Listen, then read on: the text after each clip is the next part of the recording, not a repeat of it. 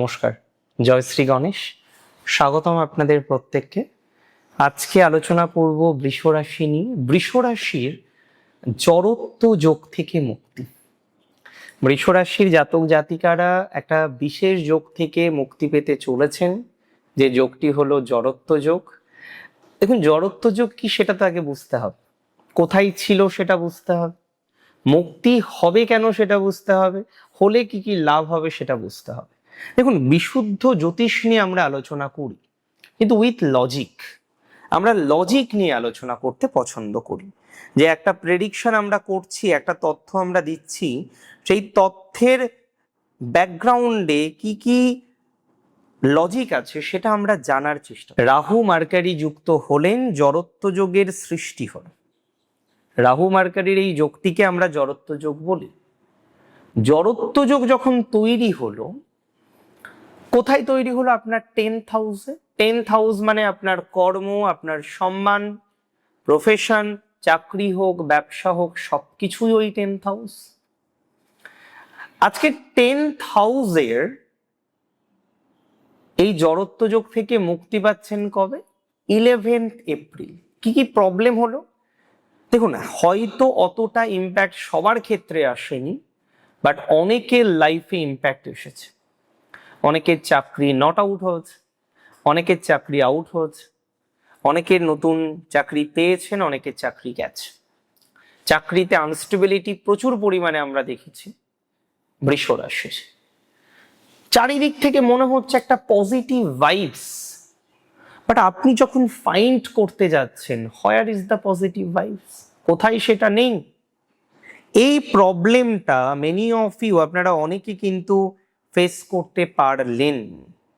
মাথায় রাখতে হবে, যাদের এই ধরনের একটা জটিলতা আছে, এই ধরনের একটা সমস্যার মধ্যে যারা আছেন, তারা নিঃসন্দেহে মাথায় রাখুন, জড়ত্ব যোগের মুক্তি আপনার কর্মযোগটাকে, আপনার প্রফেশনাল লাইফটাকে অনেকটা এনহ্যান্স করতে চলেছে।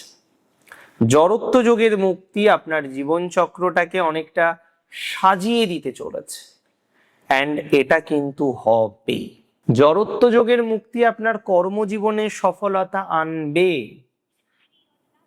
আপনার প্রফেশনাল লাইফে স্টেবিলিটি আনবে।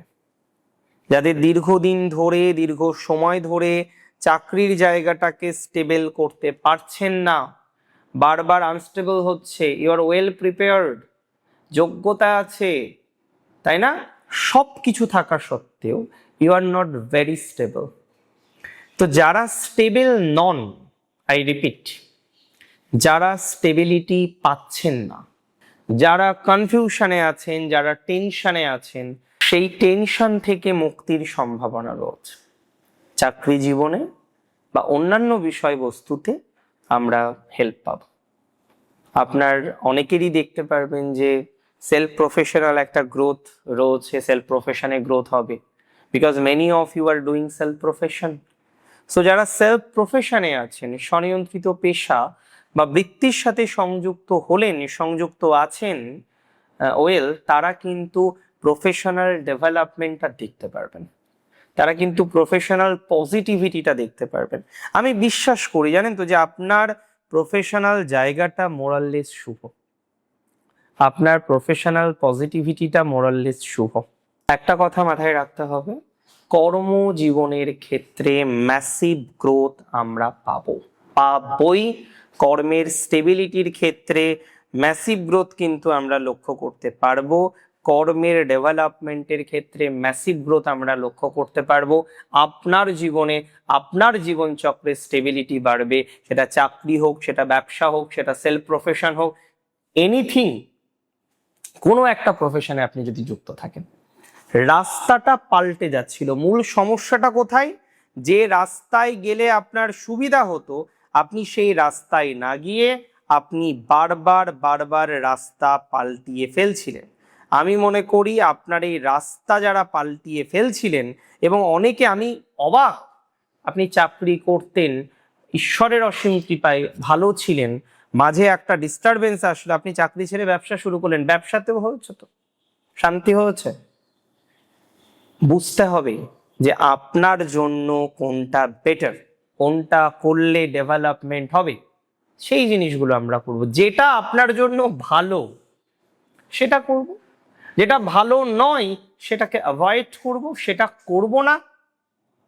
সিম্পল। আর আপনি বারবার বারবার ভুল করছিলেন, আমি তো ভুল করতে দেব না আপনাকে, আমি তো চাইবো না আপনার ভুল হোক, আমি চাইবো সেটা আপনি করুন যেটা আপনার জন্য অ্যাপ্রোপ্রিয়েট হবে, সেটা আপনি করুন যেটা আপনার জন্য পারফেক্ট হবে, সেটা আপনি করুন যেটা আপনার জন্য এনহ্যান্সিং হবে। মূল টার্গেট এটাই যে এনহ্যান্সমেন্টটা দরকার, মূল টার্গেট এটাই ডেভেলপমেন্টটা দরকার, কম হোক বেশি হোক দরকার। একাদশে যাচ্ছে মার্কারি, বাট মার্কারি ডেবিলেটেড হবে, চিন্তা নেই। বৃহস্পতি বুধের পরিবর্তন যোগ, খুব স্পেশাল যোগ, অনেক বিষয়ে সাকসেস আসবে বৃষ রাশির। সো হারিয়ে যাবেন, ভয় পাচ্ছেন, টেনশন করছেন, কেন রে বাবা? কিসের টেনশন, কিসের এত চিন্তা ভাবনা, কিসের এত দুশ্চিন্তা? Something better will happen and definitely it will happen. কিছু ভালো হবে, কিছু ভালো হবে, নিশ্চিতভাবে হবে। এই ট্রাস্টটা রাখুন নিজের উপরে, রাখতে হবে এই ট্রাস্টটা। 2026-এ এপ্রিলের 11 তারপর থেকে আমরা এই যোগটা পাচ্ছি।